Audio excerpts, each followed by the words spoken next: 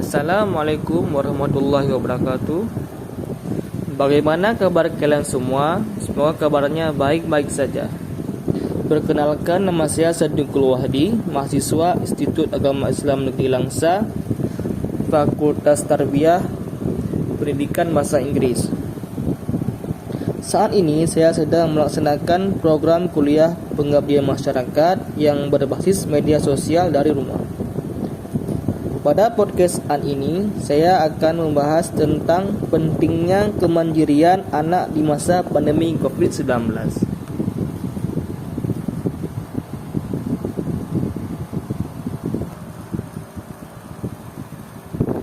Pentingnya kemandirian belajar anak di masa pandemi.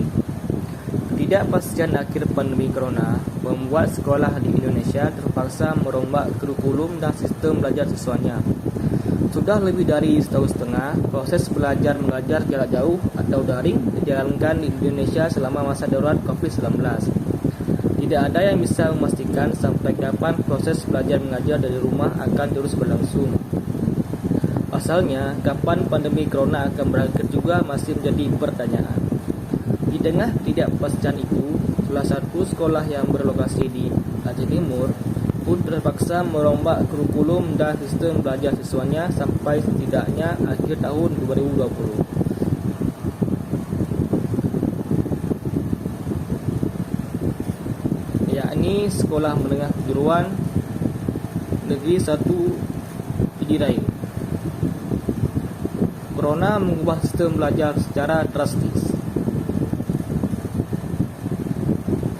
Kepala Sekolah SMKN 1ID Bapak Muhammad Ridwan mengakui bahwa interaksi fisik antara guru dan siswa sejatinya menjadi kunci pembelajaran di sekolah yang ia pimpin. Namun sejak imbauan belajar jarak jauh di masa darurat COVID-19 dikeluarkan, aktivitas tersebut secara otomatis berubah drastis. Proses belajar mengajar dirasa semakin sulit, apalagi untuk kelas-kelas yang sifatnya membutuhkan banyak praktik, seperti misalnya kelas-kelas teknik otomotif, misalnya belajar ilustrasi, belajar tata boga, teknik komputer, dan lain.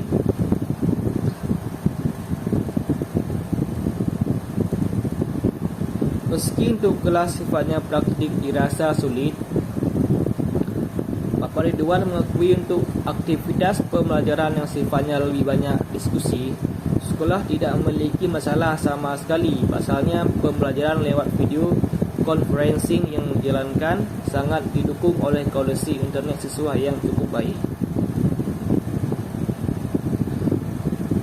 Untuk mengatasi kesulitan dalam proses pembelajaran sifatnya praktik, pihak sekolah menurut Bapak Ridwan telah melakukan banyak eksperimen.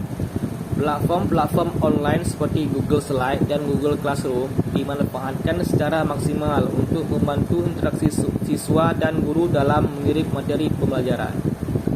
Namun hal penting lain yang menurut Pak Ridwan sangat diperlukan untuk mengatasi kesulitan dalam pelajaran jarak jauh seperti saat ini adalah adanya kemandirian belajar anak.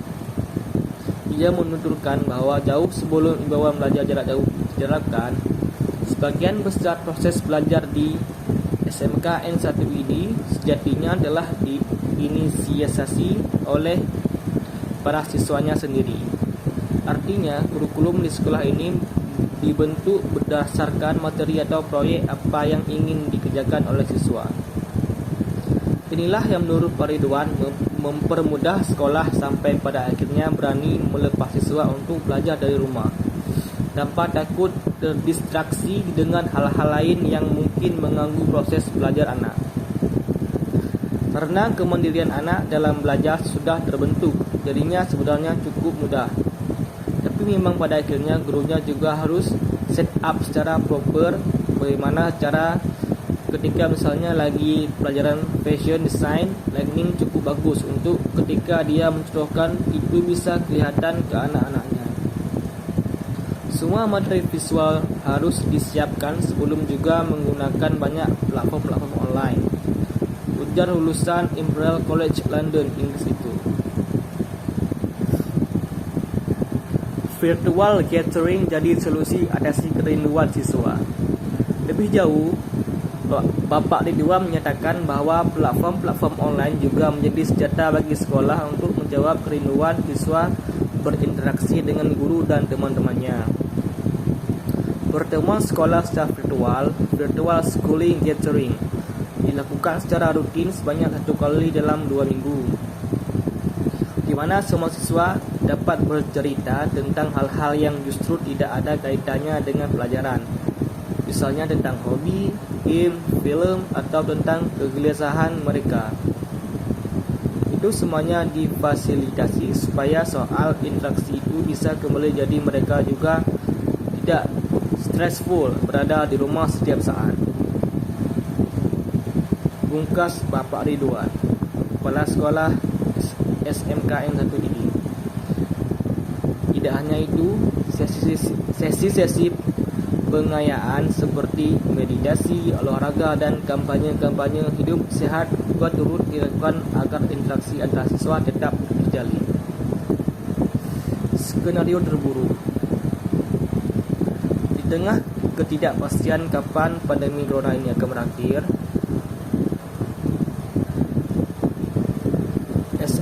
SMKN 1 ini menurut Bapak Ridwan sudah menyiapkan skenario pembelajaran jarak jauh atau online sampai akhir tahun 2020. Kita coba silabusnya, kita obrak-abrik lagi supaya segala sesuatunya tetap bisa disampaikan walaupun harus melalui pembelajaran jarak jauh, ujarnya.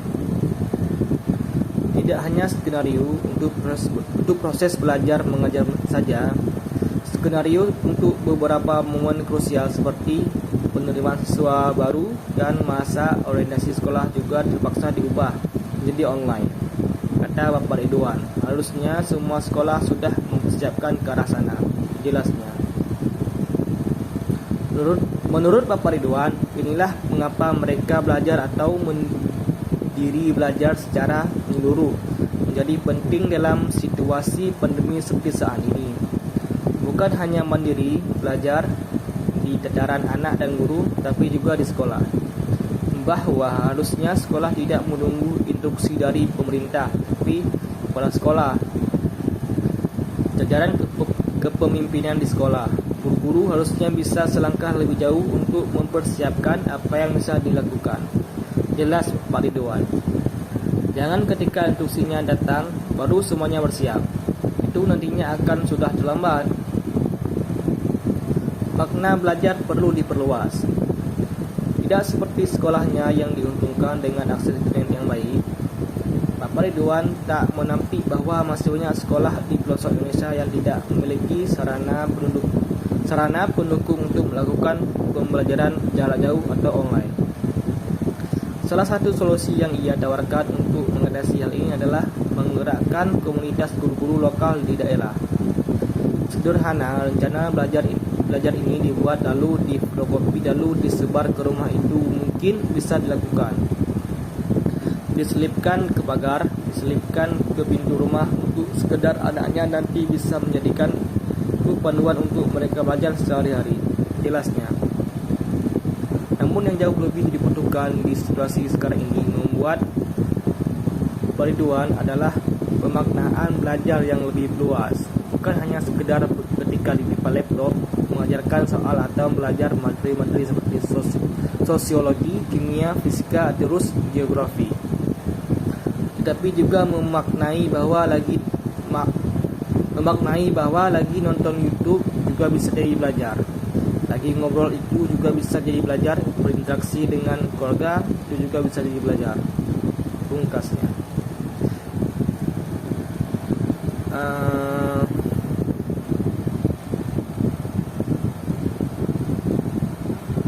Oke, saya pikir sudah sampai di sini podcast hari ini.